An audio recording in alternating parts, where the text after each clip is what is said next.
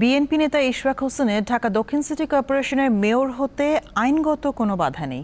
বিশেষজ্ঞরা বলছেন, সরকারের সদিচ্ছা থাকলে যে কোনো সময় ইশরাক শপথ নিতে পারেন। ইশরাকের কাজে কেউ বাধা দিলে আদালত অবমাননা ও শাস্তিযোগ্য অপরাধ হবে বলে জানিয়েছেন তারা। ওয়ালটন বিএলডিসি ফ্যান, খরচ বাঁচে 65% পর্যন্ত। ওয়ালটন বিএলডিসি ফ্যান ছড়ায় স্বস্তির সবুজ হাওয়া।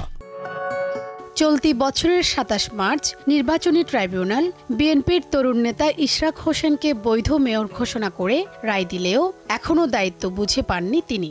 তাকে শপথ পড়ানোর দাবিতে গত কয়েকদিন ধরেই নগর ভবনের সামনে টানা বিক্ষোভ কর্মসূচি চালিয়ে যাচ্ছে ইশরাকের সমর্থকরা।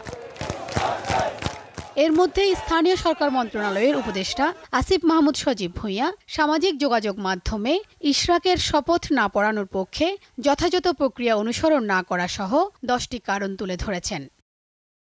তবে আইন বিশেষজ্ঞরা বলছেন, সমস্ত আইনি প্রক্রিয়া শেষ করেই ইশরাক মামলায় জয়ী হয়েছেন। প্রজ্ঞাপন জারি হয়ে যাওয়া মানেই আইনগতভাবে তিনি এখন মেয়র। যে কোনো সময় তিনি নগর ভবনে গিয়ে কাজ শুরু করতে পারেন বলেও মত তাদের। যেই বলে থাকুক, ফেসবুকে বলুক আর যাই বলে থাকুক, সেটা সম্পূর্ণ তার কোনো বেসিস নাই, আইনগত ভিত্তি নেই। যেহেতু ইশরাক হোসেন তিনি মেয়র হয়ে গেছেন, তিনি লফুলি মেয়র।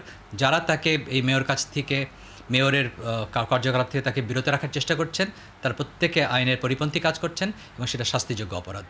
ইশরাককে মেয়র হিসেবে দায়িত্ব বুঝিয়ে না দেওয়ার পেছনে সরকারের সদিচ্ছার অভাবকে দায়ী করছেন রাজনীতি বিশ্লেষকরা। সরকার হয়তো এই মুহূর্তে চাচ্ছে না যে ঢাকাতে কোনো বিএনপির মতো রাজনৈতিক দল মাঠ দখলের শক্তিটা তারা পেয়ে যাক খুব দ্রুত। গত বছরের ৩ নভেম্বর একইভাবে মামলায় জিতে চট্টগ্রাম সিটি কর্পোরেশনের মেয়র হিসেবে শপথ নেন বিএনপি নেতা শাহাদাত হোসেন। শিউলি শবনম, দীপ্ত সংবাদ, ঢাকা।